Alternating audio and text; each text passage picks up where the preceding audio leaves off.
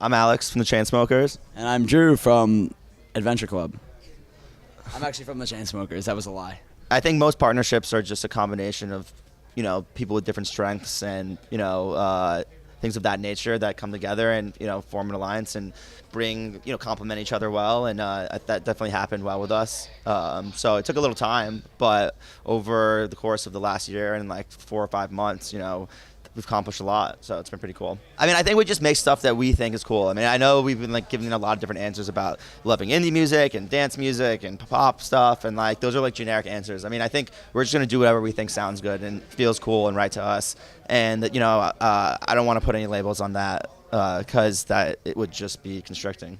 We don't really keep up on trends at all. We we listen to everything, and a lot of stuff that isn't dance music at all. That's actually the stuff that we're more a fan of. If you look at our back catalog of music, it's mostly, we remix a lot of indie bands that really don't get any play in the EDM sphere at all.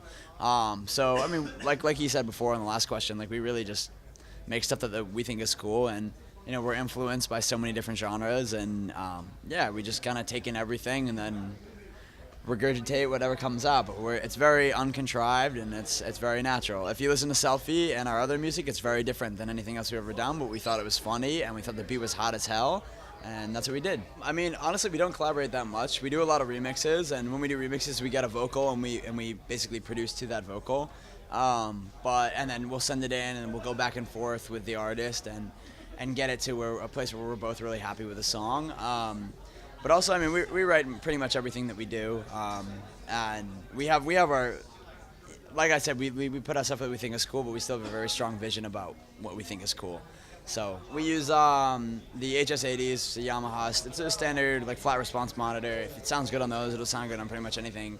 Actually, the Soul Republic Calvin Harris headphones are dope too. They're also barely anything sounds good on them, so if you can make something sound good, it will sound good everywhere else.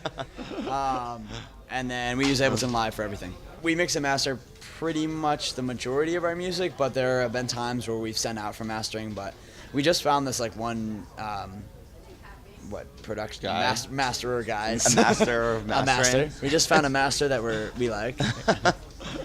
So we'll do all our mixes and then send it to this guy, and but it's very subtle, the difference in the mix. So type of shows we've done in the last 3 or 4 months has dramatically changed, just from a size and from what we can ask for. I mean, we just have shows now where we can use our visuals all the time and stuff like that. But we really try to have everything unique to our personalities again. We don't want to do the generic.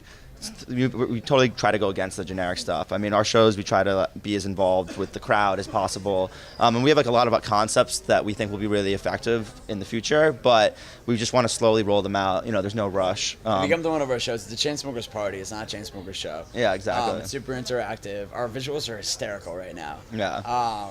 There's a whole lobster montage that comes and attacks us, and then we shoot into it's weird. Yeah. But that's super cool. But we're also, like you said, we're we're starting to play bigger and bigger stages, which is really allowing us to, really elaborate on what we have for, the visual component of our brand. So it's exciting.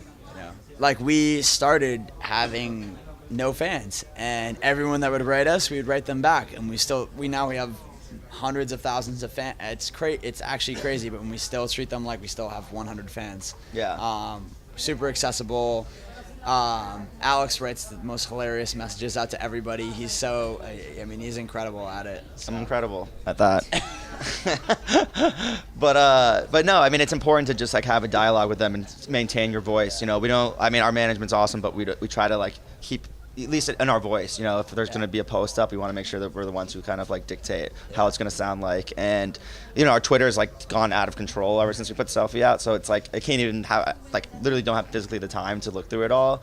But it's so cool when you can have an hour and just go through 2 days worth of things and try to respond to people, and even the angry people out there who hate the song. And but it's almost more fun. Yeah, but I mean, now it's a digital age. If you're not doing everything you can to interact with people, you're really selling your brand short. But it also makes our shows even more fun, because we reach out to, we're friends with everybody, it makes you friends with your entire fan base. And when we go into a show, everyone is there as our homie.